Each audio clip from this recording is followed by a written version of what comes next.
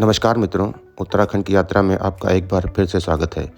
पिछले वीडियो में हमने आपको जागेश्वर धाम के दर्शन कराए थे और आज आपको इन खूबसूरत नज़ारों के साथ हम श्री मुक्तेश्वर धाम ले चल रहे हैं। मुक्तेश्वर धाम नैनीताल से करीब 55 किलोमीटर दूर स्थित भगवान शिव को समर्पित एक प्राचीन मंदिर है, जिसे हिमालय के खूबसूरत नज़ारों और शांतिपूर्ण वातावरण और अपनी स्पिरिचुअल इंपॉर्टेंस के लिए बहुत जाना जाता है। यह मंदिर कुमाऊं की पहाड़ियों में मुक्तेश्वर नाम के एक छोटे से शांत हिल स्टेशन में स्थित है। मुक्तेश्वर में एक इम्पॉर्टेंट वेटनरी इंस्टीट्यूट भी है, यानी पशु चिकित्सा संस्थान, जिसके लिए भी मुक्तेश्वर जाना जाता है। यह शिव मंदिर पहाड़ी की चोटी पर स्थित है और ऐसा कहते हैं कि इस मंदिर के अंदर एक संगमरमर का बहुत खूबसूरत शिवलिंग है। अगर आप यहाँ पर वीकडेज में आते हैं तो आपको ज़्यादा भीड़ नहीं मिलती है, लेकिन अगर आप यहाँ वीकेंड्स में आते हैं तो अक्सर यहाँ पर जाम लग जाता है और एक तरफ से आपको चलना पड़ता है, क्योंकि पहाड़ों पर जगह कम होती है।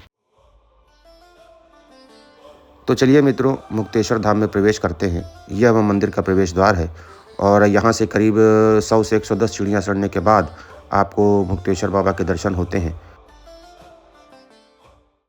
नमस्कार मित्रों, हम लोग अभी पहुँच गए हैं मुक्तेश्वर। जैसा कि हमारा टूर का प्लान था, सुबह हम लोगों ने जागेश्वर बाबा के दर्शन किए और अब हम लोग पहुँच गए हैं मुक्तेश्वर धाम। और ये मुक्तेश्वर धाम की यात्रा करने के बाद हम लोग अपनी यात्रा का आज का समापन करेंगे। तो चलिए आपको मुक्तेश्वर बाबा के दर्शन कराते हैं। हर हर महादेव।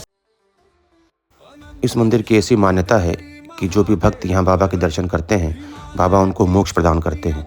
अगर हम एक पुरानी कथा के अनुसार माने तो पांडवों ने महाभारत युद्ध के बाद स्वर्ग जाते समय यहीं पर मोक्ष प्राप्त करने के लिए भगवान शिव की पूजा की थी और इस शिवलिंग की स्थापना की थी।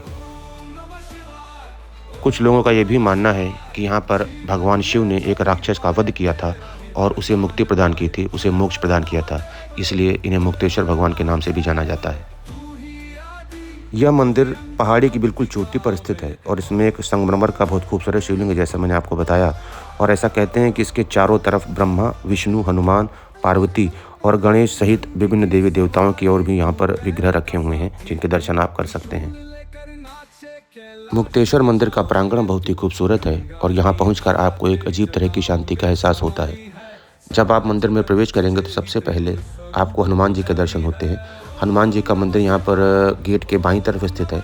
आप यहाँ पर जाकर हनुमान जी के दर्शन कर सकते हैं।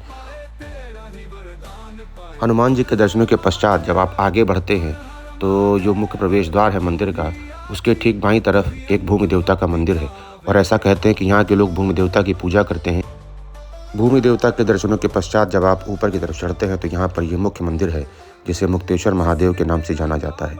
इस मंदिर में कैमरा अलाउड नहीं है, फिर भी आपको हम यहाँ से दिखा रहे हैं। यह मंदिर का शिखर है और इसके आसपास की खूबसूरती और शांति बहुत ही मनमोहक है और यहाँ अक्सर आपको ये रोक लेती है।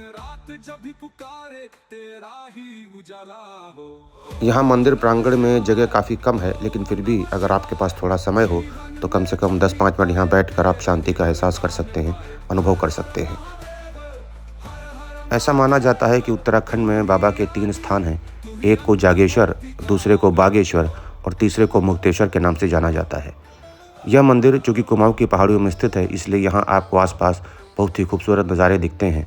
मंदिर में लोगों की आस्था के प्रतीक भी यहाँ पर बंधे रहते हैं और लोग यहाँ पर आते हैं और अपनी मन्नतों का धागा यहाँ पर बांधकर, चुनरी बांधकर जाते हैं। अगर आप मंदिर में दर्शन कर चुके हैं तो आप मंदिर के पीछे के रास्ते से दूसरी तरफ से निकल सकते हैं, क्योंकि एक रास्ते में काफ़ी भीड़ हो जाती है और यहाँ आपको रास्ते में बहुत खूबसूरत दृश्य दिखेंगे, जिनका आप आनंद उठा सकते हैं, कुछ फ़ोटो इत्यादि खींच सकते हैं और अपनी यादें बना सकते हैं। आप जब मंदिर से थोड़ा नीचे आते हैं तो यहाँ पर कुछ समाधि स्थल, तपस्थली और अगर यहाँ कभी भंडारा का आयोजन होता है तो उसके लिए जगह रखी गई है। तो यहाँ पर भंडारे इत्यादि का भी आयोजन होता है और यहाँ पर कहते हैं जिन्होंने बाबा ने इनकी स्थापना की थी उनकी समाधि भी है। तो इन सब चीज़ों को आप विज़िट करने के बाद आप मंदिर से नीचे की तरफ जा सकते हैं, जहाँ से आप जिस रास्ते से आए थे सीढ़ियों से, वहीं से आपको वापस जाना होता है। इसके अलावा अगर आप रास्ते में चाहें तो यहाँ के लोकल ड्रिंक्स का मज़ा ले सकते हैं। यह बुरांश का जूस है। ऐसा कहते हैं कि यह बहुत एनर्जेटिक होता है और नेचुरल जूस है। यहाँ पर जो लोग चलने में असमर्थ होते हैं उनके लिए पालकी आदि की व्यवस्था है। ये करीब 500 से 800 रुपये लेते हैं और आपको ऊपर नीचे ले आते हैं।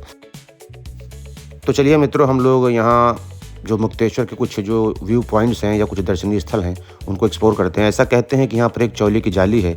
इसके अलावा यहाँ पर जो हमने बताया आपको वेटरनरी इंस्टीट्यूट भी है। वो वेटरनरी इंस्टीट्यूट यानी पशु चिकित्सा संस्थान, वो कोई घूमने की जगह तो ऐसी है नहीं, लेकिन फिर भी यहाँ पर है तो वो फेमस है। इसके अलावा यहाँ पर ट्रैकिंग और हाइकिंग भी की जाती है। ये वो चौली की जाली है, देखिए जो आपको होल दिख रहा था। यहाँ पर बेसिकली एक शांत और प्राकृतिक सुंदरता से भरी जगह है जो शहर के भीड़ भाड़ से दूर है और आपको एक अजीब तरह का सुकून प्रदान करती है। और लोग यहाँ पर आते हैं और यहाँ पर इस जो खूबसूरत दृश्य है यहाँ पर अपना फ़ोटो इत्यादि खिंचाते हैं, रील्स आदि बनवाते हैं और यहाँ पर लोग प्रोफेशनल रहते हैं जो आपकी रील आदि बना देते हैं। तो ये एक अच्छा नज़ारा है जिसको आप एंजॉय कर सकते हैं भगवान के दर्शनों के पश्चात। नमस्कार मित्रों, हम लोग पहुंच गए मुक्तेश्वर और मुक्तेश्वर के दर्शनों के बाद, बाबा जी के दर्शनों के पश्चात हम लोग ये आ गए हैं एक व्यू पॉइंट पे। यहाँ काफ़ी सारी सीनरी है, ब्यूटी है, लोग यहाँ पे आते हैं, फ़ोटो खिंचाते हैं। जैसा कि आप देख रहे हैं पीछे बहुत लोगों की भीड़ है, लोग यहाँ पे फ़ोटो खिंचा रहे हैं क्योंकि यहाँ पे एक बड़ा सीनिक व्यू है, नीचे बहुत गहरी खाई है और यहाँ पर काफ़ी सारे लोग वीडियो बनवाते भी हैं। प्रोफेशनल लोग यहाँ पर आपका वीडियो बनाते हैं, 500 से 1000 रुपये लेते हैं, रील्स बना देते हैं अच्छी सी जो आप डायरेक्टली पोस्ट कर सकते हैं तुरंत। तो काफ़ी अच्छा एक्सपीरियंस रहा ये भी, आप आ सकते हैं यहाँ पर भी। ऐसा कहते हैं कि यहाँ बर्फ़बारी बहुत खूबसूरत होती है, तो अगर आप बर्फ़बारी देखना चाहते हैं तो आप दिसंबर से फरवरी के बीच यहाँ आ सकते हैं। यहाँ पर काफ़ी बर्फ़ गिरती है और ये पूरा एरिया बर्फ़ से ढक जाता है। इसके अलावा यहाँ पर आप अगर चाहें तो यहाँ के लोकल खान पान का मज़ा भी ले सकते हैं।